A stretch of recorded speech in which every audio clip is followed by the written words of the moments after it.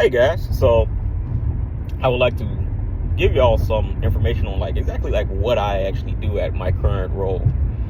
So just to get straight to the information, I do more network design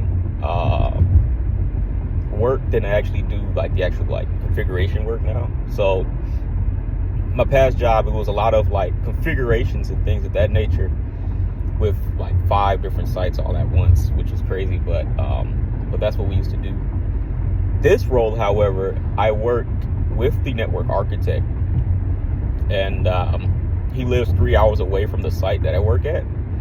So a lot of things, a lot of responsibilities I have is documentation of the site as far as the network goes. How many subnets do we have? Maybe we need to create more subnets in the network. Things as far as documentation, as far as closets, network closets. How many ports we may need in rooms, adding ports to the rooms. Coming up with the entire network map, so an actual visual map of the entire network, how many switches are in each closet, and also transitioning from legacy network equipment to more of an upgraded network, which will happen and be in use after the cutover. A lot of information that I will gather from that site, I will then upload it and communicate that back with either the security team or the network architect, and they will assist me with anything else that I may need from them, either configuration or design wise. But I've been mostly responsible for anything design related for the site there when it comes to the network. So I do more design work than I actually do configuration work. But again, right, I still touch the firewalls. There's 2 different vendors that I actually use currently for that site.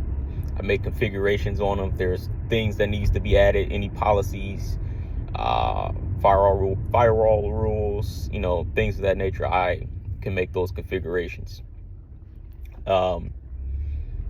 Again, with the network switches, right?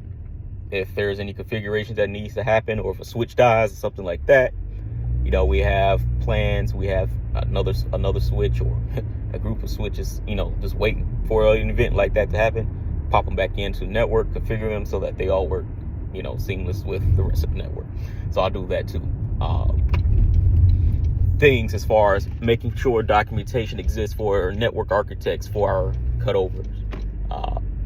As far as floor plans for how many ports we would like in each office, or how many ports we would like on the plant floor. How many switches we will want in each of the new closets that we will have. Things like that. For example, when there's a new data center being built, right? So how many ports will we like to have in that new data center? Or how would that new data center look? It's actually pretty fun. It's a lot different than the role I did previously, which was very configuration heavy. This is more planning heavy. It's a lot of design work being involved and working with the network architect for all the future stuff, right? It's fun stuff. We'll be allowed to do a whole bunch of stuff once we move away from the legacy stuff we're on now. So I'm really looking forward to that.